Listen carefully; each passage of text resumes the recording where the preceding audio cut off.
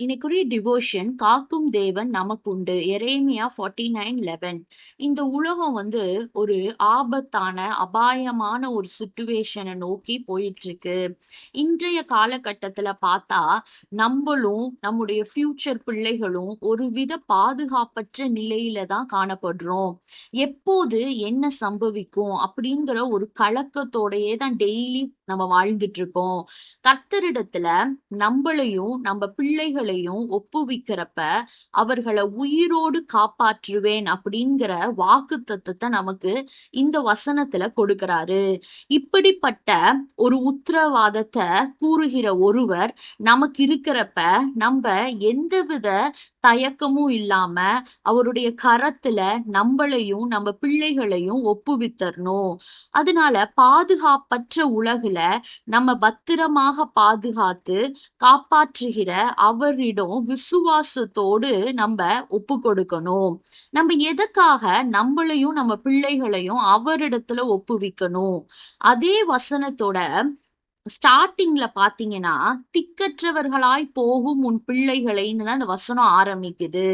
இதுல இருந்து நம்ம என்ன விளங்கி கொள்றோம்னா, நம் பிள்ளைகளை ஒப்பு கொடுத்து விட்டா திக்கற்றவர்களாக கண்டிப்பா ஒரு நாளும் போக மாட்டாங்க.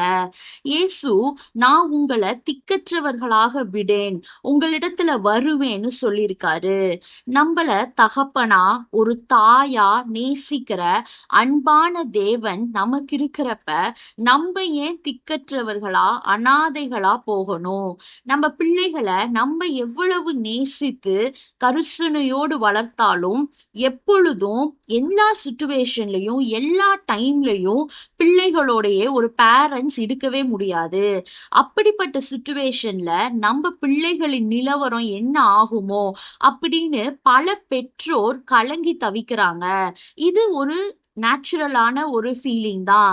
ஆனா நம்ம அன்புள்ள தேவன், உன் பிள்ளைகளை என்னிடத்துல ஒப்புவி, நான் அவங்களுக்கு தாயா தகப்பனா இருப்பேன்னு சொல்றாரு. நம்ம பிள்ளைகளுக்காக எதிர்கால நன்மைகளுக்காக நீங்க ரொம்ப கஷ்டப்பட்டு சேமிச்சு சேவ் பண்ணி 1,00,00,000 ரூபாய் சேர்த்து வைப்பதை பார்க்கிலும் அவங்களுக்காக தேவ சமூகத்துல செலவிடுகிற ஒவ்வொரு செகண்டும் அவரது பாதத்துல வடிக்கிற ஒவ்வொரு சொட்டு கண்ணீரும் எவ்வளவு விலையேற பெற்றதாக இருக்குது அப்படின்னு நீங்க யோசிங்க.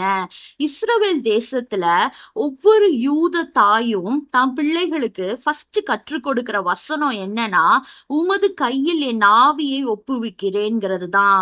ஒவ்வொரு நாளும் நைட்டு படுக்கைக்கு போறதுக்கு முன்னாடி ஒவ்வொரு குழந்தையும் முழங்கால் படியிட்டு தேவனை நோக்கி உமது கையில் என் ஆவியை ஒப்புவிக்கிறேன்னு சொல்லிட்டு தான் தம் பிள்ளைகளை படுக்க வைப்பாங்களாம் ஒவ்வொரு யூத தாயும்.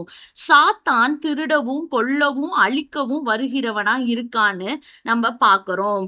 இந்த உலகுல இனி சம்பவிக்க போகிற அழிவுகளுக்கெல்லாம் விலக்கி நம்மளையும் நம்ம பிள்ளைகளையும் பாதுகாத்து கொள்ள தேவன் கரத்துல நம்மள முற்றிலுமா ஒப்பு கொடுக்க இன்னைக்கு தீர்மானிப்போம். அவரது ஆலோசனைய கேட்டு அவருடைய சித்தம் செய்கிறவர்களா மாறுவோம். தேவனே எங்களையும் எங்க பிள்ளைகளையும் பாதுகாத்தருளும். ஆமேன்.